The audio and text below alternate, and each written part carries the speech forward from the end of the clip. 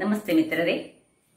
ನವರಾತ್ರಿಯ 3ನೇ ದಿನದ ದೇವಿಯ ಆರಾಧನೆಯೇ ದೇವಿ ಚಂದ್ರಘಂಟಾ ದೇವಿಯ ಆರಾಧನೆ. ಆ ದೇವಿಯು ಎಲ್ಲರಿಗೂ ಸನ್ಮಂಗಲವನ್ನು ಉಂಟು ಮಾಡಲಿ ಅಂತ ಹೇಳುತ್ತಾ, ಇವತ್ತಿನ ನನ್ನ ರೆಸಿಪಿ ಈ ಅವಲಕ್ಕಿಯಿಂದ ಮಾಡಿದಂತಹ ಪುಲಾವ್. ಬಹಳ ರುಚಿಕರವಾಗಿ ಬರ್ತದೆ ಮತ್ತು ಇನ್ಸ್ಟೆಂಟ್ ಆಗಿ ಸಹ ಮಾಡ್ಬೋದು ಮತ್ತು ಆರೋಗ್ಯಕ್ಕೂ ಬಹಳ ಉತ್ತಮ. ಹಾಗಾದರೆ ಬನ್ನಿ, ಈ ಒಂದು ಅವಲಕ್ಕಿ ಅಂದರೆ ಪೋಹಾದ ಪುಲಾವನ್ನು ಹೇಗೆ ಮಾಡುವುದನ್ನು ನೋಡೋ ಮೊದಲು, ಯಾರೆಲ್ಲ ನನ್ನ ಚಾನಲನ್ನು ನೋಡ್ತಿದ್ದೀರಿ, ಯಾರೆಲ್ಲ ಇನ್ನು ಸಬ್ಸ್ಕ್ರೈಬ್ ಮಾಡಿಲ್ಲ, ದಯವಿಟ್ಟು ಸಬ್ಸ್ಕ್ರೈಬ್ ಮಾಡಿ ಸಪೋರ್ಟ್ ಮಾಡಿ ಅಂತ ಹೇಳುತ್ತಾ ಅಡಿಗೆ ಮನೆಗೆ ಹೋಗೋಣ. ನಮಸ್ತೆ ಮಿತ್ರರೇ, ಇಲ್ಲಿ ನೋಡಿ ದಪ್ಪ ಅವಲಕ್ಕಿ. ಈ ದಪ್ಪ ಅವಲಕ್ಕಿಯನ್ನು ಉಪಯೋಗಿಸಿ ಇವತ್ತು ನಾವು ಪುಲಾವ್ ಮಾಡೋಣ. ಬಹಳ ಬೇಗನೆ ಆಗುವಂತಹದ್ದು ಮತ್ತು ಒಳ್ಳೆ ರುಚಿಕರವಾಗಿ ಬರ್ತದೆ. ಇಲ್ಲಿ ನೋಡಿ ಏನೆಲ್ಲ ವೆಜಿಟೇಬಲ್ಸ್ ನಿಮ್ಮ ಹತ್ರ ಉಂಟು ಅದನ್ನು ಹಾಕ್ಕೊಳ್ಬೋದು. ಇದಕ್ಕೆ ನಾನು ಬಟಾಟೆ, ಗ್ರೀನ್ ಪೀಸ್, ಕ್ಯಾರೆಟ್, ಬೀನ್ಸ್ ಮತ್ತು ಒಂದು ದೊಡ್ಡ ನೀರುಳ್ಳಿಯನ್ನು ಕಟ್ ಮಾಡಿ ಇಟ್ಕೊಂಡಿದ್ದೇನೆ. ನಿಮಗೆ ಇದ್ದರೆ ಹಾಕ್ಕೊಳ್ಳಿ. ಇಲ್ಲೀಗ ಅವಲಕ್ಕಿ ತೆಗೆದುಕೊಂಡಿದ್ದೇನೆ. ಇಲ್ಲಿ ತುಂಬ ಇದಕ್ಕೆ ಗರಂ ಮಸಾಲೆಗಳು ಏನು ತುಂಬ ತೆಗೆದುಕೊಳ್ಳೋದು ಬೇಡ. 1 ಅಥವಾ 2 ಈ ಲವಂಗ, 1 ಏಲಕ್ಕಿ, ಒಂದು ಸಣ್ಣ ತುಂಡು ಕೆತ್ತೆ, ಒಂದು 4-5 ಮಾತ್ರ ಒಳ್ಳೆ ಮೆಣಸು ತೆಗೆದುಕೊಂಡಿದ್ದೇನೆ ನಾನು. ಇದು ಸಹ ನೀವು ಸ್ಕಿಪ್ ಮಾಡ್ಬೋದು. ಸ್ಟಾರ್ ಇದ್ದೊಂದು ಸಣ್ಣ ತುಂಡು, ಒಂದು ಬೇ ಲೀಫು, ಸ್ವಲ್ಪ ಲಿಂಬೆ ರಸ ಬೇಕು, ಒಂದು ಅರ್ಧ ಚಮಚದಷ್ಟು.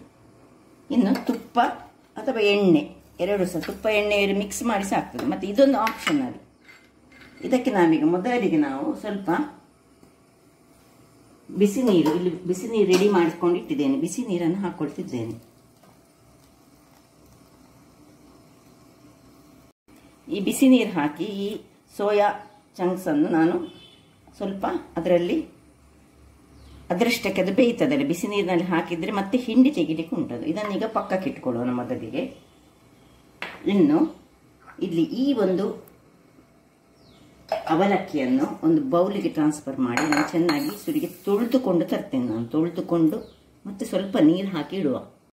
3 ಬಾರಿ ತೊಳೆದೆ. ಬಹಳ ಅದರಲ್ಲಿ ಕೊಳೆ ಇರ್ತದೆ, ಅದನ್ನಾಗಿ ಚೆನ್ನಾಗಿ ತೊಳೆದುಕೊಳ್ಬೇಕು, ಕ್ಲೀನ್ ಮಾಡ್ಕೊಳ್ಳಿ. ಇನ್ನು ಬಿಸಿ ನೀರು ನೋಡಿ, ಅದಕ್ಕೆ ಸ್ವಲ್ಪ ಬಿಸಿ ನೀರನ್ನು ಮೊದಲೇ ರೆಡಿ ಮಾಡಿ ಇಟ್ಕೊಳ್ಬೇಕು. ಸ್ವಲ್ಪ ಬಿಸಿ ನೀರನ್ನು ಹಾಕ್ಕೊಂಡು, ಅದು ಮುಳುಗುವಷ್ಟು ಬಿಸಿ ನೀರು ಹಾಕ್ಕೊಂಡು ಇದನ್ನು ಸಹ ಪಕ್ಕಕ್ಕೆ ಇಟ್ಟುಕೊಳ್ಳೋಣ. ಇಲ್ಲಿ ನಾನು ನೋಡಿ, ಇದು ನನ್ನದು ಪುಲಾವ್ ಮಸಾಲ. ನೀವು ಅಂಗಡಿಗಳಲ್ಲಿ ಸಿಕ್ಕುವ ಪ್ಯಾಕೆಟ್ ಮಸಾಲಾಸ್ ಯೂಸ್ ಮಾಡ್ಬೋದು.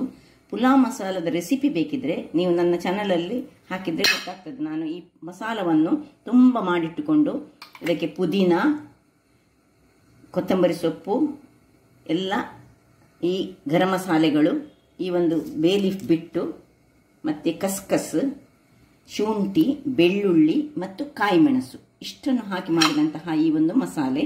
ಇದು ನೀವು ಬೇಕಿದ್ರೆ ನನ್ನ ಚಾನಲ್ಗೆ ಹೋದರೆ ನಿಮಗೆ ಸಿಗ್ತದೆ ಹೇಗೆ ಮಾಡೋದು ಹೇಳಿ. ಅದನ್ನು ನಾನು ತುಂಬ ಈ ಪುದೀನ 1 ಕಟ್ಟು, ಕೊತ್ತಂಬರಿ ಸೊಪ್ಪು 1 ಕಟ್ಟು ತಂದು ಇದನ್ನು ಗ್ರೈಂಡ್ ಎಲ್ಲ ಮಾಡಿ ಡೀಪ್ ಫ್ರೀಜಲ್ಲಿ ಇಟ್ಕೊಳ್ಳೋದು. ನನಗೆ ಬೇಕಿದ್ದಾಗ ಅದನ್ನು ತೆಗೆದು ಇದನ್ನು ಯೂಸ್ ಮಾಡಿಕೊಳ್ಳುವಂತಹದ್ದು. ಈಗ ಇದನ್ನೆಲ್ಲ ಪಕ್ಕಕ್ಕೆ ಇಟ್ಟುಕೊಂಡು ನಾವು ಮೊದಲಿಗೆ ಏನು ಮಾಡೋದನ್ನು ನೋಡೋಣ. ಒಂದು ಬಾಣಲೆಯನ್ನು ಇಟ್ಕೊಳ್ತೇನೆ. ಬಾಣಲೆಯನ್ನು ಹೊತ್ತಿಸಿ ಬಾಣಲೆ ಬಿಸಿ ಆಗೋ ತನಕ ಕಾಯೋಣ. ನೋಡಿ, ಬಾಣಲೆ ಬಿಸಿಯಾಗಿದೆ. ಸ್ವಲ್ಪ ತುಪ್ಪ, ಒಂದು 2 ಚಮಚದಷ್ಟು ತುಪ್ಪ ಮತ್ತು ಒಂದು 2 ಚಮಚದಷ್ಟು ಎಣ್ಣೆ, 2 ಮಿಕ್ಸ್ ಮಾಡಿ ಮಾಡ್ತಾ ಇದ್ದೇನೆ ನಾನು ತೆಂಗಿನ ಎಣ್ಣೆ ಯೂಸ್ ಮಾಡ್ತಿದ್ದೇನೆ. ಈಗ ಇದಕ್ಕೆ ಬೇ ಲೀಫ್ ಹಾಕೊಳ್ಳೋಣ. ಬೇ ಲೀಫ್ ಹಾಕಿ ಸಣ್ಣ ಉರಿಯಲ್ಲಿ ಹಾಕಿ ಲವಂಗ,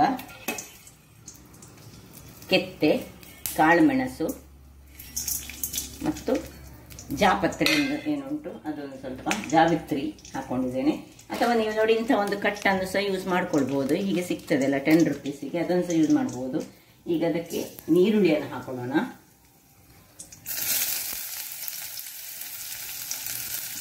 ಅಥವಾ ಸುರಿಗೆ ನೀರುಳ್ಳಿಯನ್ನು ಫ್ರೈ ಮಾಡಿ ಸಹ ನೀವು ಮಾಡ್ಕೊಳ್ಬೋದು. ಯಾವ ಸಹ ಆಗ್ತದೆ, 2 ವಿಧಾನದಲ್ಲಿ ಸಹ ಮಾಡ್ಬೋದು.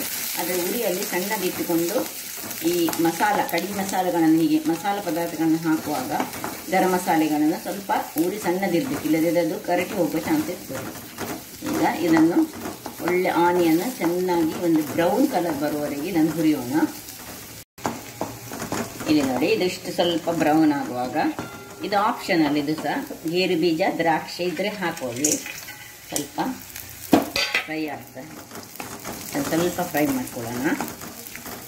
ಅಥವಾ ಕೊನೆಗೆ ಇದನ್ನು ಫ್ರೈ ಮಾಡಿಟ್ಟುಕೊಂಡು ಕೊನೆಯಲ್ಲಿ ಹಾಕಿದ್ರೆ ನಡೀತದೆ. ನಾನು ಇದರ ಒಟ್ಟಿಗೆ ಹಾಕ್ಕೊಳ್ತಿದ್ದೇನೆ. ಇದೆಲ್ಲ ಆಪ್ಷನಲ್, ಏನು ಬೇಕು ಅದನ್ನೆಲ್ಲ ಹಾಕ್ಕೊಂಡು ಈಗ ಇವುಗಳನ್ನೆಲ್ಲ ಸ್ವಲ್ಪ ಹೀಗೆ ಬದಿಗೆ ಮಾಡ್ಕೊಳ್ಳೋಣ. ನೋಡಿ, ಇಷ್ಟು ಬ್ರೌನ್ ಆದರೆ ಸಾಕು. ಇನ್ನು ಈ ಒಂದು ಮಸಾಲ ಏನು ನಾನು ಮಾಡಿಕೊಟ್ಕೊಂಡ ಮಸಾಲ ನಾನು ಹೇಳಿದಲ್ಲಿ ಏನೆಲ್ಲ ಹಾಕಿದ್ದೇನೆ ಅಂತ. ಸೊ ನಿಮಗೆ ಬೇಕಿದ್ರೆ ನನ್ನ ಚಾನಲಲ್ಲಿ ನೋಡ್ಬೋದು. ಇದರಲ್ಲಿ ತುಂಬ ಹಾಕ್ಕೊಳ್ಬಾರ್ದು. ಈ ಚಮಚದಲ್ಲಿ ಒಂದು ಅರ್ಧ ಚಮಚದಷ್ಟು ಹಾಕ್ಕೊಂಡು, ಅರ್ಧ ಅಥವಾ 1 ಚಮಚ, ನಿಮಗೆ ಗರಂ ಮಸಾಲೆ ಸ್ವಲ್ಪ ಹೆಚ್ಚು ಬೇಕಿದ್ರೆ ಹೆಚ್ಚು ಹಾಕ್ಕೊಳ್ಳಿ, ಕಡಿಮೆ ಆದರೆ ಕಡಿಮೆ ಹಾಕ್ಕೊಳ್ಳಿ. ಇದನ್ನು ಸ್ವಲ್ಪ ಇದರಲ್ಲಿ ಹುರಿಯೋಣ. ಎಣ್ಣೆಯಲ್ಲಿ ಅದು ಹುರಿಬೇಕು. ತುಪ್ಪ ಮತ್ತು ಎಣ್ಣೆ ಮಿಕ್ಸ್ ಮಾಡಿದ ಇದರಲ್ಲಿ ಇದನ್ನು ಒಳ್ಳೆ ಕಲರ್ ಚೇಂಜ್ವರೆಗೆ ಹುರಿಯೋಣ. ನಾನು ಸ್ವಲ್ಪ ಪ್ರಮಾಣದಲ್ಲಿ ಮಾಡಿದ್ರೆ ಸ್ವಲ್ಪ ಹಾಕ್ಕೊಂಡಿದ್ದೇನೆ, ಕೇವಲ ಅರ್ಧ ಚಮಚದಷ್ಟು. ನೀವು ಸ್ವಲ್ಪ ಹೆಚ್ಚು ಸಹ ಹಾಕ್ಕೊಳ್ಬೋದು. ಹೀಗೆ ಹುರಿಯೋಣ. ನೋಡಿ, ಇದಿಷ್ಟು ಕಲರ್ ಚೇಂಜ್ ಆಗುವಾಗ ಸ್ವಲ್ಪ ಹಳದಿ ಪುಡಿಯನ್ನು, ನೀವು ಗ್ರೈಂಡ್ ಮಾಡುವಾಗಲೇ ಹಳದಿ ಪುಡಿಯನ್ನು ಹಾಕ್ಕೊಳ್ಬೋದು ಬೇಕಿದ್ರೆ. ನೋಡಿ, ಸ್ವಲ್ಪ ಹಳದಿಯ ಪುಡಿ ಇದಕ್ಕೆ ಮಿಕ್ಸ್ ಮಾಡ್ಕೊಳ್ಳೋಣ. ಒಂದು 1/4 ಚಮಚವ ಅರ್ಧ ಚಮಚವ ಇಷ್ಟು ಬೇಕು.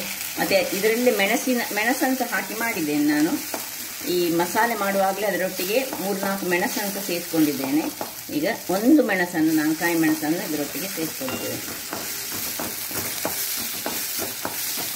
ಎಲ್ಲವನ್ನು ಒಟ್ಟಿಗೆ ಹೀಗೆ ಮಿಕ್ಸ್ ಮಾಡ್ಕೊಳ್ಳೋಣ. ಇನ್ನು ಏನೆಲ್ಲ ವೆಜಿಟೇಬಲ್ಸ್ ಯೂಸ್ ಮಾಡ್ತೀರಿ, ಹೆಲ್ದಿಯಾಗಿ ಮಾಡುವಂತಹ ಒಂದು ಅವಲಕ್ಕಿಯ ಪುಲಾವ್ ಇದು.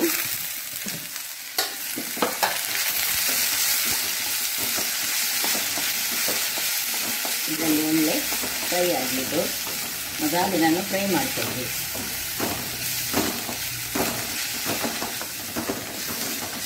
ಇನ್ನು ಉಪ್ಪನ್ನು ಹಾಕೊಳ್ಳೋಣ. ರುಚಿಗೆ ತಕ್ಕಷ್ಟು ಉಪ್ಪು ಹಾಕಿ ಸ್ವಲ್ಪ ತಿರುಗಿಸಿಕೊಂಡು ಸ್ವಲ್ಪವೇ ಸ್ವಲ್ಪ ಬಿಸಿ ನೀರು ಇಷ್ಟನ್ನು ಹಾಕಿ ಅದು ಒಳ್ಳೆ ಫ್ರೈ ಆಗಬೇಕು. ಫ್ರೈ ಆದ ಮೇಲೆ ಈ ಬಿಸಿ ನೀರನ್ನು ನಾವು ಯೂಸ್ ಮಾಡ್ಕೊಳ್ಳೋಣ. ನೋಡಿ, ಬಿಸಿ ಮಾಡಿಕೊಂಡಿಟ್ಟಿದ್ದೀನಿ ನಾನು ಮೊದಲೇ. ಸ್ವಲ್ಪ ಬಿಸಿ ನೀರನ್ನು ಇದರಲ್ಲಿ ಹಾಕಿ ಮುಚ್ಚಳವನ್ನು ಮುಚ್ಚಿಕೊಂಡು ನಾನು ಇದು ಒಳ್ಳೆ ಬೇಯಲಿ. ವೀಕ್ಷಕರೇ, 1-2 ನಿಮಿಷಗಳ ಬಳಿಕ ನೋಡಿ ಒಳ್ಳೆ ನೀರು ಆರಿಕೊಂಡು ಬಂದಿದೆ. ಸ್ವಲ್ಪ ಬೇಯ್ತಾ ಬರುವಾಗ ಇಲ್ಲಿ ಸೋಯಾ ಏನು ನಾವು ಇಟ್ಕೊಂಡಿದ್ದೇವೆ ಇದನ್ನು ಬೇಕಿದ್ರೆ 2 ಭಾಗಗಳಾಗಿ ಕಟ್ ಮಾಡಿಕೊಂಡು ಸಹ ಹಾಕ್ಕೊಳ್ಬೋದು. ಹೀಗೆ ಅಥವಾ ಚೂರಿಯಲ್ಲಿ 2 ಕಟ್ ಮಾಡಿ ಸಹ ಹಾಕ್ಬೋದು, ಅಥವಾ ಇಡೀ ಸಹ ಹಾಕ್ಕೊಳ್ಬೋದು, ಹೇಗೆ ಸಹ ಹಾಕ್ಕೊಳ್ಬೋದು ನಿಮಗೆ ಬೇಕಿದ್ದ ಹಾಗೆ. ನಾನೀಗ ಇದನ್ನು ಚೂರಿಯಲ್ಲಿ 2 ಭಾಗಗಳಾಗಿ ಮಾಡಿ ಕಟ್ ಮಾಡಿಕೊಡ್ತೇನೆ.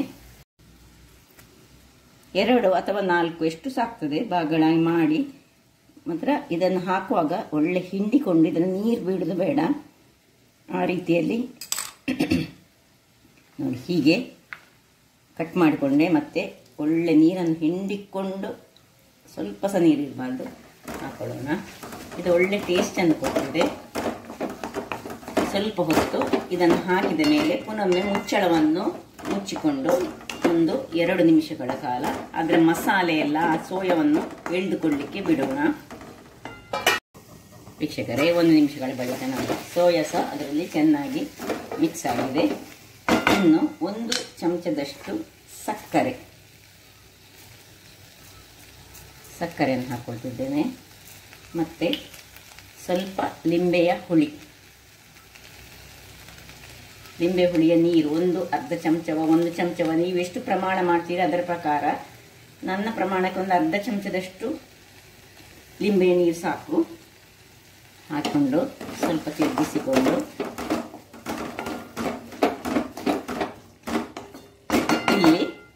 ಇಲ್ಲಿ ನೋಡಿ, ಇದು ಒಳ್ಳೆ ನೆಂದಿದೆ. ನಿಮಗೆ ಗೊತ್ತಾಗ್ಬೋದು ಹೇಗೆ ಆಗಿದೆ ಹೇಳಿದೆ ನೋಡಿ. ಹೀಗೆ ಮಾಡುವಾಗ ಮುಟ್ಟುವಾಗ ಇದು ಹೀಗೆ ಪುಡಿ ಆಗಬೇಕು. ನೀರು ಸ್ವಲ್ಪ ಸಹ ಇಲ್ಲ ನೋಡಿ, ಸ್ವಲ್ಪ ನೀರನ್ನು ಹಾಕಿ ಮುಳುಗುವಷ್ಟು ನೀರನ್ನು ಹಾಕೊಂಡು ಇದನ್ನೀಗ ಇದಕ್ಕೆ ಟ್ರಾನ್ಸ್ಫರ್ ಮಾಡೋಣ. ಟ್ರಾನ್ಸ್ಫರ್ ಮಾಡಿಕೊಂಡು ದೊಡ್ಡ ಉರಿ ಸ್ವಲ್ಪ ದೊಡ್ಡದು ಮಾಡ್ಕೊಳ್ಳೋಣ.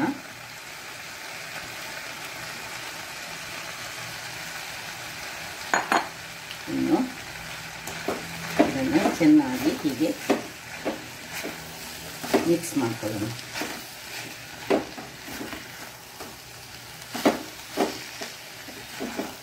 ಚೆನ್ನಾಗಿ ಪುಲಾವ್ 1 ನಿಮಿಷಗಳ ಕಾಲ ಇದನ್ನು ಹೀಗೆ ತಿರುಗಿಸಿ ಹದ ಉರಿ, ಇನ್ನು ಸುರಿಗೆ ಈಗ ಜೋರು ಉರಿ ಮಾಡಿದ್ದೇನೆ ನಾನು. ಉರಿಯನ್ನು ಸ್ವಲ್ಪ ಸಣ್ಣದು ಮಾಡ್ಕೊಳ್ತಿದ್ದೇನೆ. ಅದರ ಮೊದಲು 1 ಚಮಚದಷ್ಟು ತುಪ್ಪವನ್ನು ಇದಕ್ಕೆ ಪುನಃ ಹಾಕ್ಕೊಳ್ತಿದ್ದೇನೆ. ಇದನ್ನು ಸೈಡ್ ಮಾಡ್ಕೊಳ್ಳೋಣ. 1 ಚಮಚ ತುಪ್ಪ ಹಾಕ್ಕೊಂಡು, ಇಲ್ಲಿ ನೀವು ಈ ಗೇರು ಬೀಜದ ಬದಲು ಕಡಲೆಯನ್ನು ಸಹ ಹಾಕ್ಕೊಳ್ಬೋದು, ಅದು ಸಹ ಒಳ್ಳೆಯದಾಗ್ತದೆ. ಅದೇ ಉರಿ ಸಣ್ಣದು ಮಾಡ್ತಿದ್ದೇನೆ. ಆಯಿತು, ಪುಲಾವ್ ರೆಡಿ ಆಗ್ತಾ ಬಂತು. ಆದರೆ 1 ನಿಮಿಷ ಇದನ್ನೊಮ್ಮೆ ಮುಚ್ಚಳವನ್ನು ಮುಚ್ಚಿಕೊಂಡು ಅವಲಕ್ಕಿ ಮತ್ತು ಮಸಾಲೆಗಳು ಅದಕ್ಕೆ ಮಿಕ್ಸ್ ಆಗುವ ಹಾಗೆ ಮಾಡ್ಕೊಳ್ಳೋಣ. ಸ್ವಲ್ಪ ಸಹ ನೀರಿರಬಾರ್ದು. 1 ನಿಮಿಷ ಮುಚ್ಚಿಡೋಣ. ವೀಕ್ಷಕರೇ, ಇಲ್ಲಿ ನೋಡಿ, ಆಯಿತು, ರೆಡಿ ಆಯಿತು. ಇನ್ನು ಇದನ್ನು ಒಮ್ಮೆ ಹೀಗೆ ತಿರುಗಿಸಿಕೊಂಡು ಆಫ್ ಮಾಡ್ಕೊಳ್ಳೋಣ. ರುಚಿಯಾದ ಹಾಗೂ ಆರೋಗ್ಯಕ್ಕೆ ಉತ್ತಮವಾದ, ಮಕ್ಕಳಿಗೆ ಸಹ ಇದನ್ನು ಕೊಡ್ಬೋದು. ಲೈಟಾಗಿ ಖಾರ ಇರುವುದು ಇದು, ಏನು ತುಂಬ ಖಾರ ಸಹ ಇಲ್ಲ, ಏನು ಸಹ ಇಲ್ಲ. ಈಗ ಇದನ್ನು ಸರ್ವ್ ಮಾಡೋಣ.